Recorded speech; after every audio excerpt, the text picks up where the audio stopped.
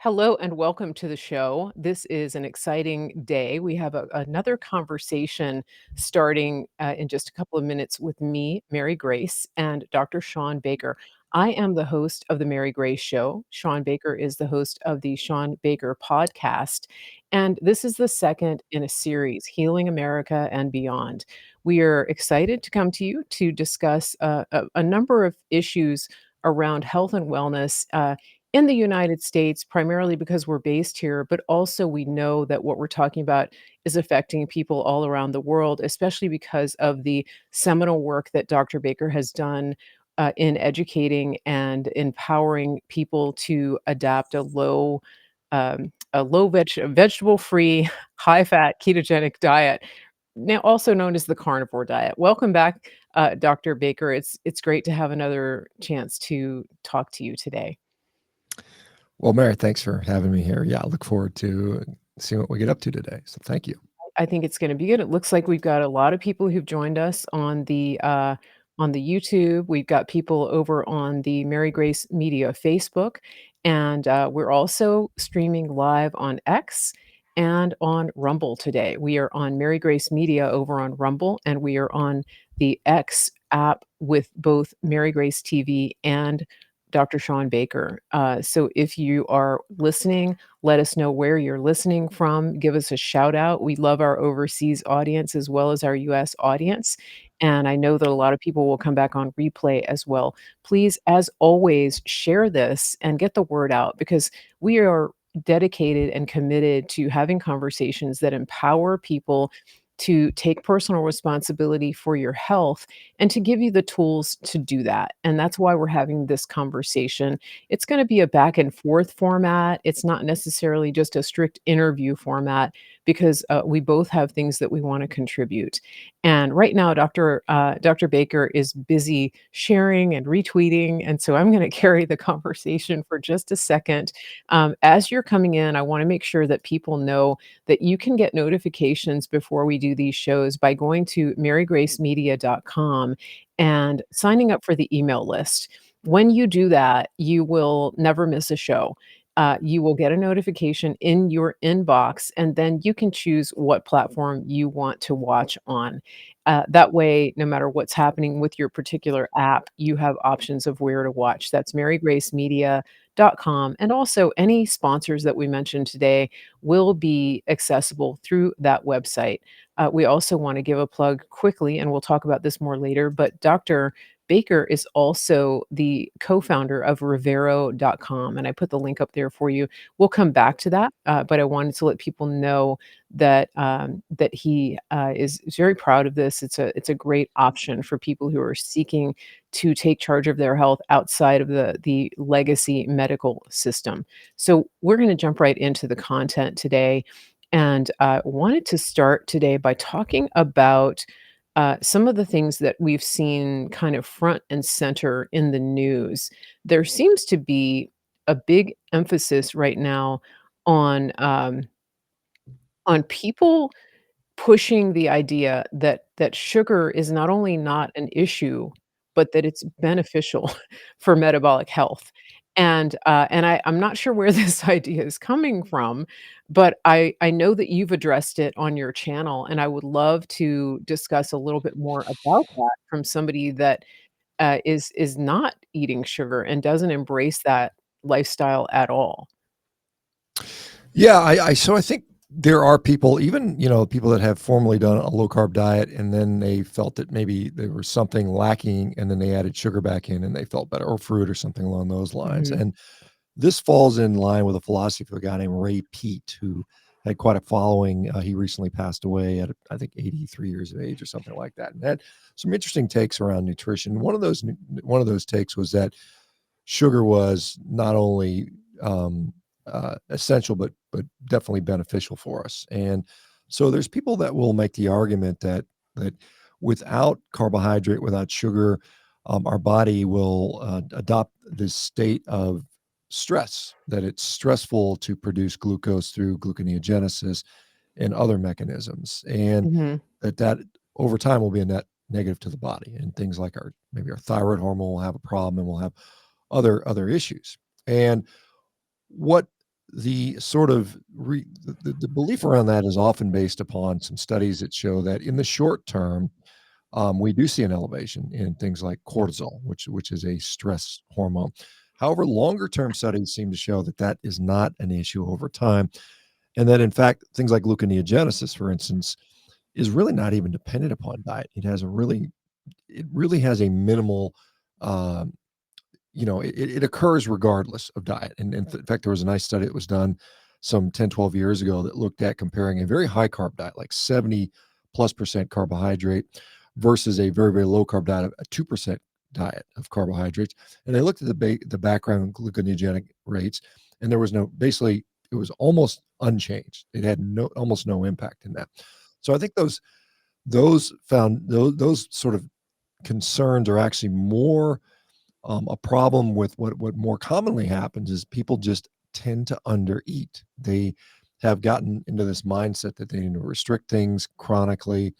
I'm trying to lose weight, so therefore I'm going to eat less than I actually need, and then you get into trouble. And then they say, well, Mhm. they blame the diet's lack of carbohydrates when it's really the underconsumption of energy in general that really leads to that problem. So I think that's a misconception. Certainly, I mean, you see I posted a clip, I think yesterday, of an old video of Dr. John McDougall talking about the fact that Walter Kempner and other people used a high carb, sugar based diet to quote unquote cure diabetes. And the problem Yeah. was, in many cases, he actually took to whipping the patients to keep them on the diet. He would have to beat them to keep them to continuing on this very restrictive low carb or sorry, high carb, very low fat, diet. Yeah. And the fact that, we see very, very, very reproducibly people that drop carbs from their diet or lower carbs on their diet improve their diabetes. And a lot of people will criticize that and they'll say, well, it's not that you're curing the diabetes, you're just masking the symptoms. If I ask you to eat Interesting. a bunch of sugar, your glucose is going to go up. And while that's true, you know, but the reality is, like you said, if I'm going to fail an oral glucose tolerance test, which is either a 75 or 100-gram shot of pure glucose, which in nowhere in nature, in the real world, does that product even exist. And to say that I'm somehow pathologically broken because I can't tolerate 100 grams of pure sugar in one bolus is probably a little bit ludicrous. And the sort of thought that you're masking your symptoms, but the reality is what I see is people that are diabetic that have kidney disease, people are diabetic that have eye disease, retinopathy, people are Mhm. diabetic that have all these other conditions. It's not that their blood sugar normalizes, those conditions go away. That's not masking symptoms, that's actually reversing the disease. So the argument that you need sugar in your diet or that sugar reverses diabetes in general is kind of preposterous in many ways, and I get, again, Mhm. you can sort of I think what's really going on is you're masking the symptoms of, you know, insulin sensitivity by overloading sugar, and you're basically saying we're going to release more insulin and we're going to become more responsive to sugar. But it's like an alcoholic. It's saying I can cure drunkenness by training you to drink more alcohol. You're not going to get drunk as easily, so you can tolerate a little bit more. You're going to create a tolerance to this product. It's not curing it, right? So this is sort of the backwards thing. And the other thing they talk about is that like fat. Oh, if you get fat in your blood, it's going to cause your insulin receptors to be less functional. And there's a little bit of truth in that, in the fact that yes, saturated fat in the blood does lead, in fact, it does lead to decreased insulin sensitivity. But the problem is the fat in the blood is not coming necessarily from what we're eating. It's coming from what our liver converts it into. And your liver will convert excess energy into saturated fat in the blood, called primarily palmitic acid.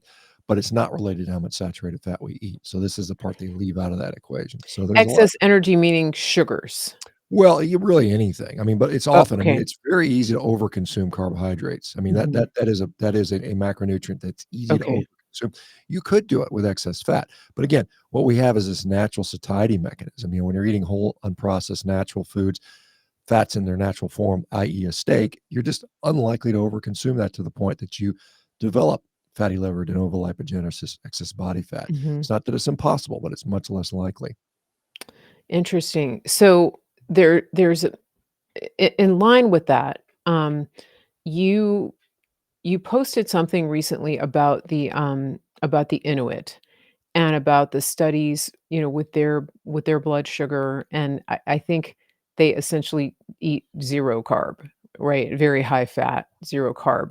Um, so how does that come into play with this? And I mean, it's so counterintuitive, not counterintuitive, it's counter to what we as a Western society have been taught for so long, right? The brain needs glucose, you need sugar to think, right? Those types of things. And then you have a society that has, thrived and survived on none of that.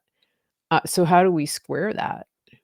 Well, I mean, what was often said is, well, they had some sort of weird genetic adaptation and they're the only ones who could tolerate. But in reality, it's not just Inuit, it's Sami, it's Nene, it's Nilotic African tribes like the Maasai, the Dinka, the Mongolian rural folks from the Mongolian steppes. It's the South American gauchos. All of these people have existed for long periods of time without carbohydrates and primarily on meat. And so we know, for instance, that, like I said, when and the Inuit were studied quite extensively, in the early part of the 19th, or sorry, 20th century. Mhm.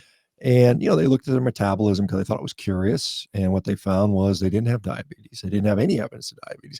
Now, they did see that their blood sugar tended to be a little bit higher than normal. And I think that is probably consistent with a carnivorous physiology in that situation.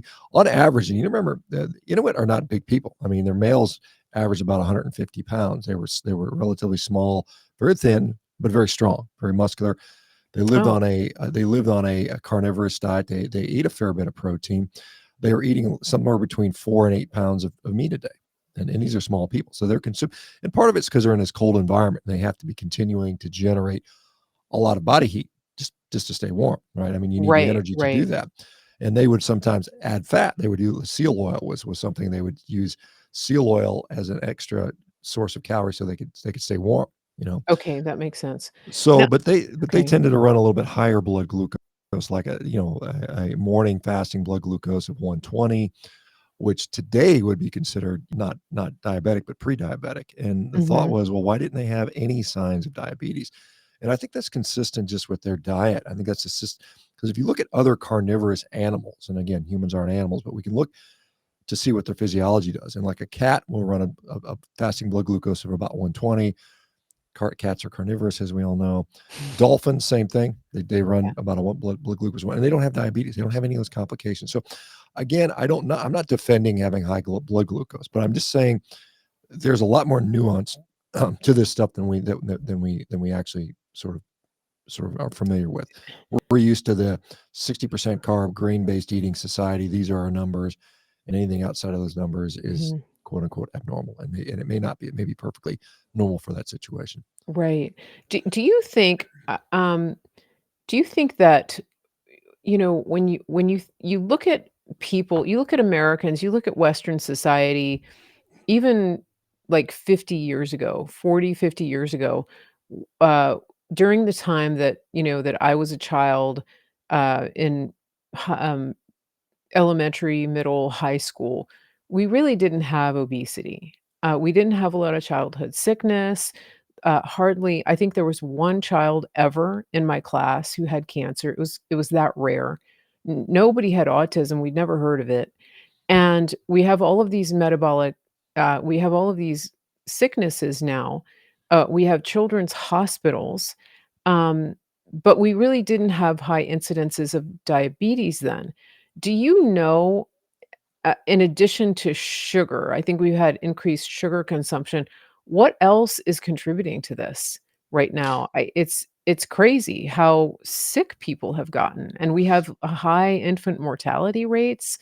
There's a lot of problems in America for being one of the most medically, quote, "medically advanced nations." We spend more on healthcare than anybody in the world per capita. Yeah, I mean the prevalence of disease and the increasing prevalence of chronic disease in our kids is alarming, to say the least. It's shockingly bad. I don't want to, sugar consumption has not really gone up much in the last 30 or 40 years. It's pretty much flatlined and actually gone down slightly.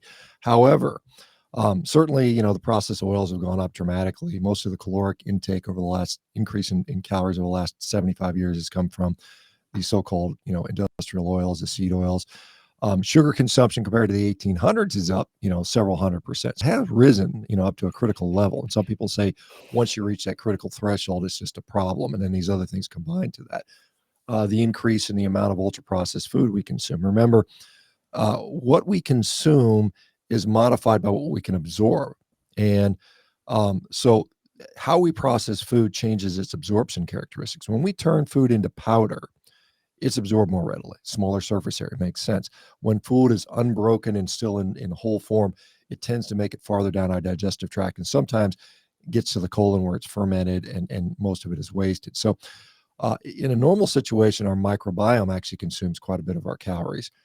Some studies suggest up to 22%. And so when it's all turned into powder, it's pretty much getting consumed more proximally in the digestive tract, so you absorb more. So some of that's got to do with that.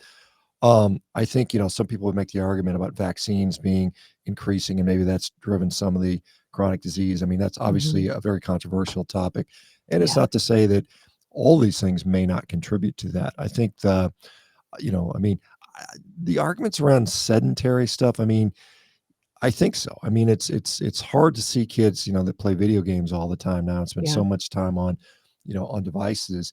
Whereas when I was a kid, yeah, I mean, summertime, as soon as Saturday morning cartoons were over, you're out running around outside, and you come home when the lights come up, when the street lights come home. That's when it's time to yeah. come home.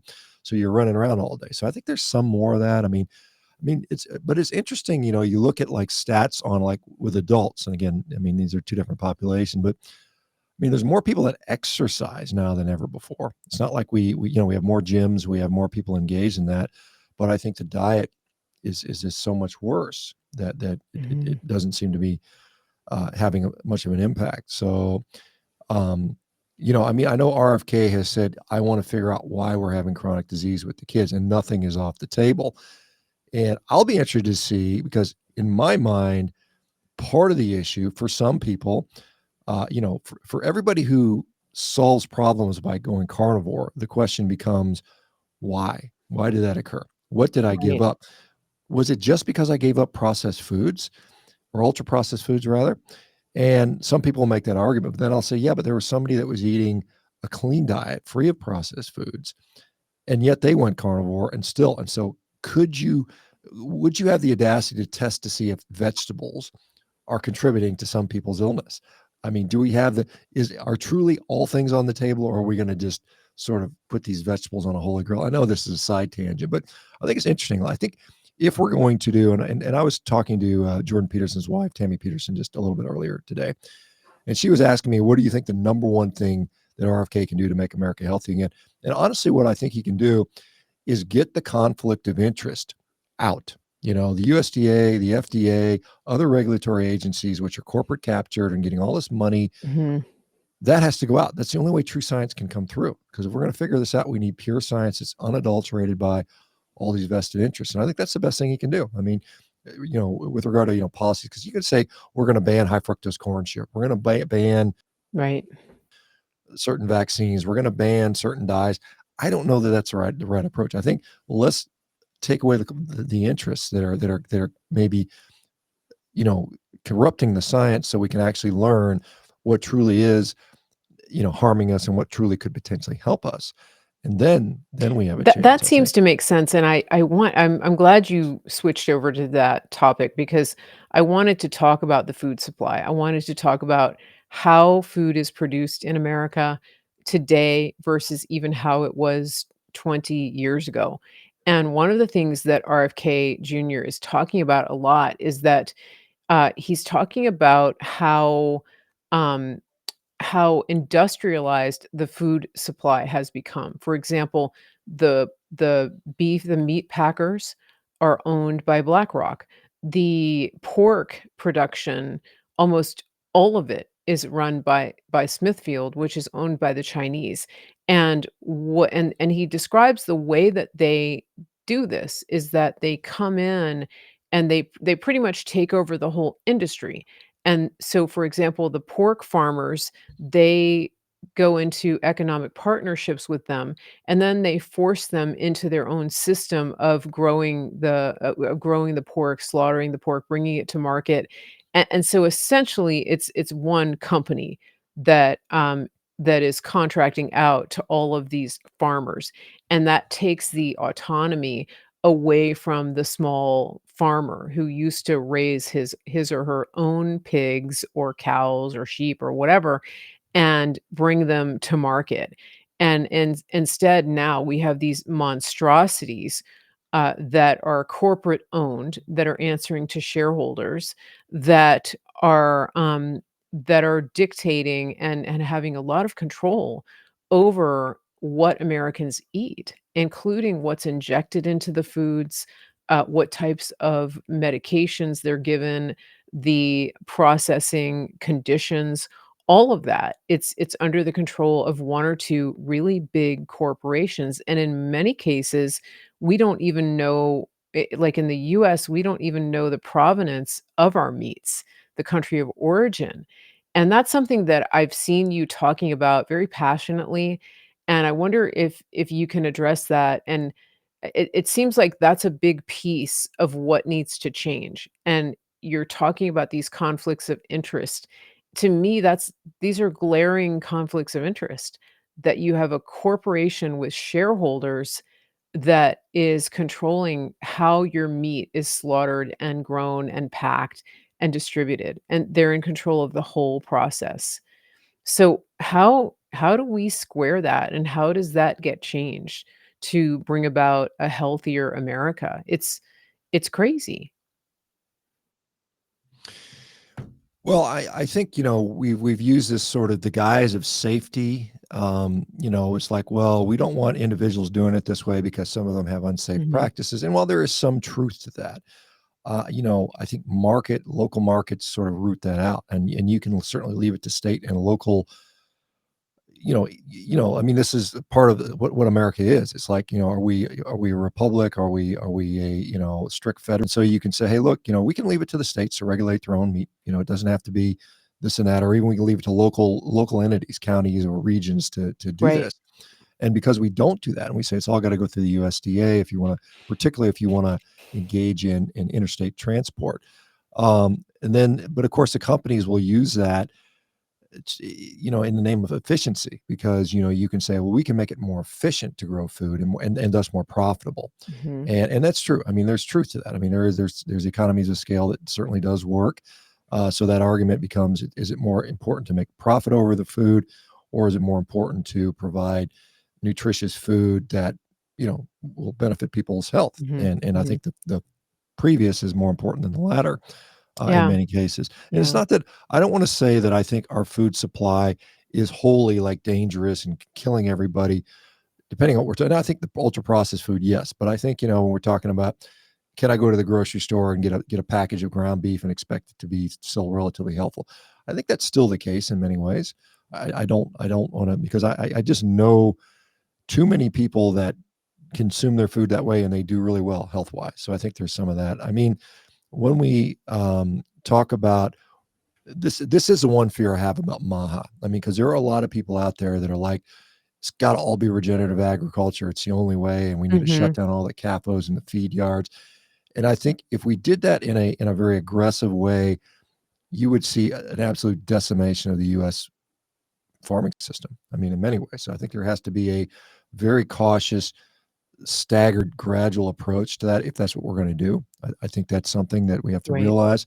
Right. I mean, it's just not something you can do overnight. So I think that's important to Mhm. realize. Mhm. Um, Yeah, that makes sense. I would I mean, I think about I heard an interview that Joel Salatin did. He's known as the lunatic farmer, and he's written extensively and taught extensively about, regenerative farming, and that those types of things, and, he's actually not far from us. He's in our area, and, he has, his farm is Polyface Farms, and it's interesting to listen to him because, he explains this devolution of the local farming culture and economy that has been all but destroyed by big regulation and big business. And I think that, yes, I would like to see us go back to that, where you have more hyper local access to foods. And at the same time, I get that you can't just pull the rug out and make an overnight change. And I think one of the things that when it comes to somebody like RFK Jr., whenever you have somebody in a big position like that, there is a tendency to put kind of all one's eggs in that basket of thinking, "Okay, this person is gonna fix everything." I think that he is a starting point, and the reason that I think so many people are excited about him being in that position is because he's been aware of it, and he's been advocating for these changes for so long, and he's open, and he's curious, and I also think that he's not conflicted financially with incentives to continue furthering the system that we have seen that has actually brought harm to people. That's one of the things that I like about this changing of the guard, as it were, in this position at HHS. Speaking of food, it's time to take a quick break, not to eat, but to tell everybody about some things that we want to show you.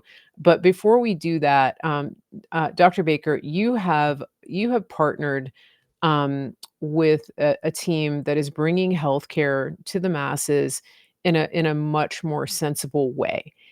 Can we take a quick break and you share with us about what you're doing over at Rivero, and let people know how they can take part in that? Yeah. So, and not only my partner, I'm a co-founder of the company. So Rivero.com, you see it on the screen there with the Yeah. QR code if you're interested. We're now in 48 of 50 states. We'll be in all 50 states by the end of March. Um, when I was practicing as an orthopedic surgeon and I started to wake up to the fact that, it's more than just the narrow scope of providing pills, procedures, and diagnosis, which I was taught. Health and to cure people, it really requires a holistic approach that involves nutrition and sleep and activity and stress management and light exposure and all the things that are so important. And I'm not an expert in those things. I mean, I wasn't trained to be, but I've had to learn that. And I think Mhm. if you're going to be a true health practitioner, a true doctor, a true healer, a true teacher, you need to develop an expertise in that area. And so we've hired and trained physicians in those areas. And the other thing is, it it requires a great deal of support. I mean, as a practicing orthopedic surgeon, even if I wanted to have somebody, change their lifestyle and make a lifestyle intervention, I had no resources. And so what Rivero does is provides all those resources, an entire team dedicated to each individual that will work with them on a daily basis to get them through the hard times, the issues, to teach them, to train them, to motivate them, to hold them accountable, and ultimately see them be successful. So this is a different way to do healthcare, compared to what the standard has been. And so if you are somebody with metabolic disease or diabetes or obesity or autoimmune disease, inflammatory diseases, that's what we focus on. And I think it's something that, ultimately will help, hopefully thousands, if not millions of people eventually. Excellent, and we do have people scanning the QR code right now. If in case you're listening, and you can't see what's on the screen, the website is revero.com, Revero.com. You can go to that website and take a look at what Dr. Baker and his team over there are doing. It's pretty impressive. I also wanted to highlight today, our sponsor of our show. This is griddownchowdown.com. These are friends of ours who own or who are partnered with farmers and ranchers right here in the US to bring you premium freeze dried beef. This is ground beef. It's not jerky. It is beef that you can reconstitute with water. And when you do that, you can make any meal that you would normally make with ground beef. This is premium American grass fed, grass finished ground beef. And when you go to the link, griddownchowdown.com, and use the promo code Mary Grace, you're going to get a special deal. If you do the 24 serving subscription, you're going to get 4 servings for free when you use the promo code Mary Grace. And we're going to hear a word from these guys. You're going to see the actual rancher. When you do this, you're helping to support and save American farmland. So let's check it out, and we'll be right back. in about 40 seconds. Hello, I'm Jordan, and this is my brother. And I'm Nace, and we're the Grid Down Chow Down. And this is Larry, who is a local rancher that we've partnered with. Now, Larry, you've been ranching for over 4 generations, is that correct? That's correct. I'm third generation, my son's fourth generation, and I've got some grandkids that are fifth generation. Man, that's awesome. We've been here for quite a while, yeah. All right, now, Larry, your cattle is grass-fed, grass-finished, and pasture-raised, just like God intended them to be. Yes, because I want to know what's in that animal, Right. What it's been fed. And so the only way to do that is for us to keep it all natural, just like God has done it for years and years and years, thousands of years. How has partnering up with us helped you and your ranch? Well, it's allowed us to develop a market that we didn't have before, one that can get directly to the consumer, and that's great. And just remember, more importantly, with every package that you buy, we put a salvation track in there. So from the bottom of our hearts, we thank you for allowing us to do what we believe that God has us here to do. And just remember, God loves you. He really does. Amen. Go to griddownchowdown.com.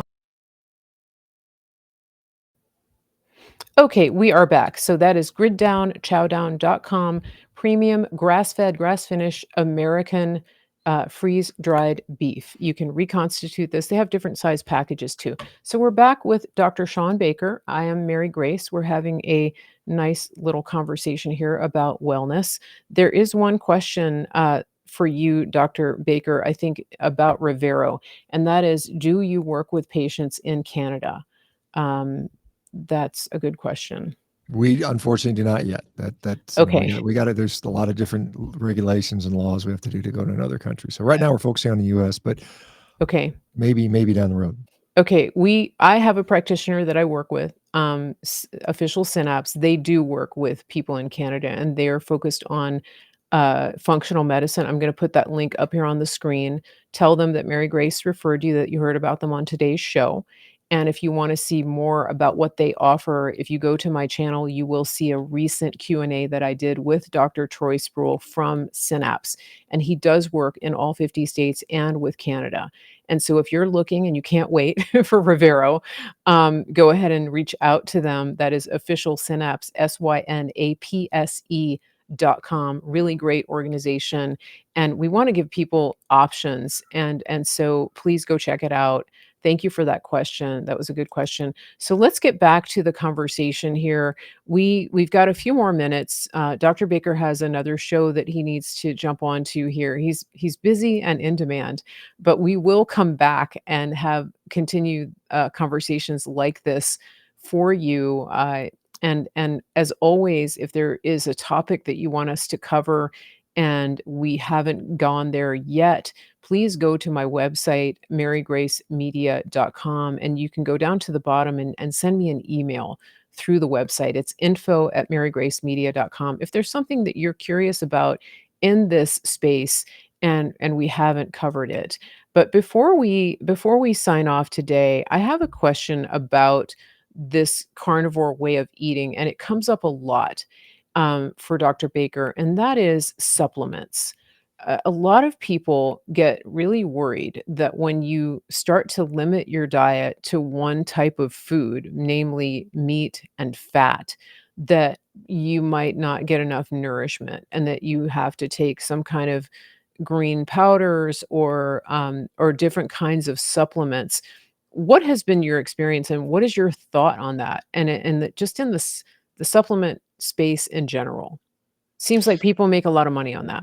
Well, I mean, the supplement industry is projected to be a $300 billion industry coming up by 2028. It's not far from that right now. So there are a lot of supplements out there. The vast majority of them just don't work well. They don't work at all, and some of them are actually shown to be harmful. So I'm very skeptical on most things, and that's how I am about most things. To be honest, I'm show me the money type of thing. Show me the absolute. And it's not that I felt a little different when I took this thing. I want to see long-term reversal of disease, long-term reversal of condition, not that I felt different for a few days or something like it, because that, because a lot of times, you can take anything and you can feel something, it's like, like a lot of these energy pills are just a bunch of caffeine, and yeah, you feel energized, and then you get addicted to it and you get tolerance to it and it won't lose its effect. So I'm highly critical and skeptical of most of them. I I have this sort of crazy belief that humans existed through most of our existence without supplement pills. I mean, I think that's fair to say. And I mean, yeah, granted, I mean, people would say, well, they didn't live forever and people died. But guess what? People have supplements and they've had supplements for the last 50 years and we're still dying and people are getting sick and we're sicker than we've ever been. So I don't Yeah. think the answer really necessarily is in the latest pill or shot or latest thing. Cause I mean, and these things come and go. And I know I hate to rain on anyone's parade, but I know these people are like, oh, but peptides are going to save me or methylene blue is going to save me or some, some people will say some mRNA vaccine is going to cure cancer. I mean, there's all these things. And I've been around for, I'm not that old. I'm almost 60, but I've been around to see a lot of things come and go and they all get hyped and it's the same story over and over again. And there's somebody that's really good at selling things and makes a compelling arguments. And yes, there'll be testimonials. But Yeah. then, you go, what happened? And 5 years later, no one's talking. Where did it go? Oh, well, it didn't really work that well. But I Mhm. mean, in that time, a bunch of wealth transferred hands and somebody made a lot of money and, Yeah. retired and, a bunch of people went on to the next thing. Because, if Yes. everybody gave like, I'll tell you that when I was a kid, I remember, I don't know why I did this. I remember I was in like sixth grade and I said, me and my friend said, hey, we're going to just go walk around school and ask people for a nickel. Just ask them for a nickel. Hey, How much did you make? I was making like 10, $20 as like a sixth grader, all these kids would just give me a nickel, because they had their lunch money. We'd all bring a little lunch money and Yeah. everybody had a little extra money. And I'd say, can I borrow a nickel from you?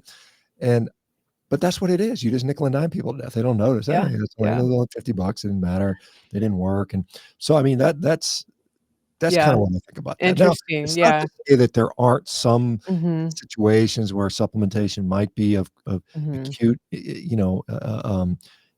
improvement. I mean, I think that does happen, but like I said, I would just be, particularly the new stuff. Show me the money, show me the outcome, show me the long-term data. Mhm. Mhm.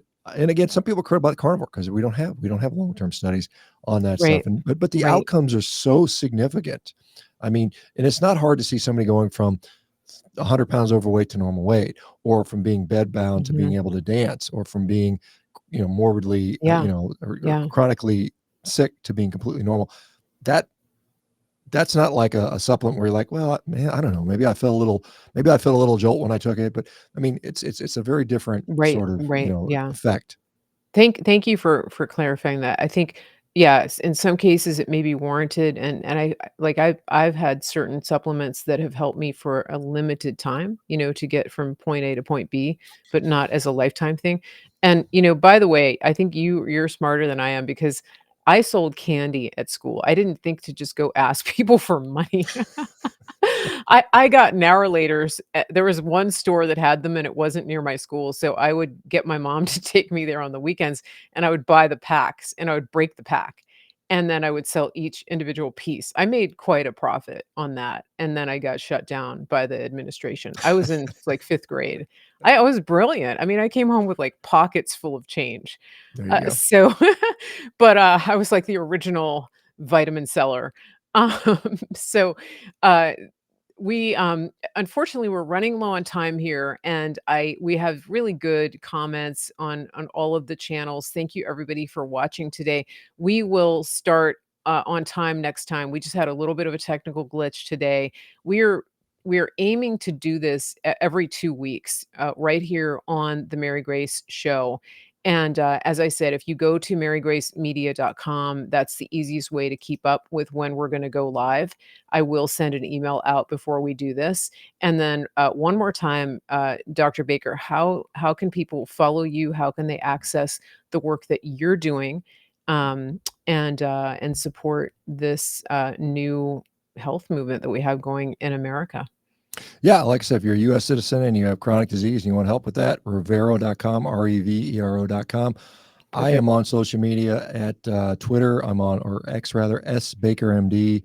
I'm on YouTube, Shawn Baker MD. I'm on Instagram, Shawn Baker 1967, Facebook, Shawn Baker MD, TikTok, Shawn Baker MD. That's where I'm All located over, currently. and your All over the videos are place. Yeah. great. He has great videos. If you've never seen them, I definitely recommend. It's always informative and entertaining.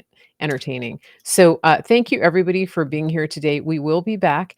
Please be sure and follow all of our channels. I am at Mary Grace TV on X. I am at Mary Grace TV on Instagram, Mary Grace Media on Rumble, Facebook, and I think that's it. I'm not much of a TikToker, but we will be back. Thank you again, Dr. Baker. This is always, as always, a great conversation. And thank you to everybody in our chat. Please share, like, subscribe, follow, and tag others. We will be back soon with another episode of the Healing America and Beyond discussion. Take care, everybody. All right. I got to run, Mary. Thank you. Thank Bye-bye. you.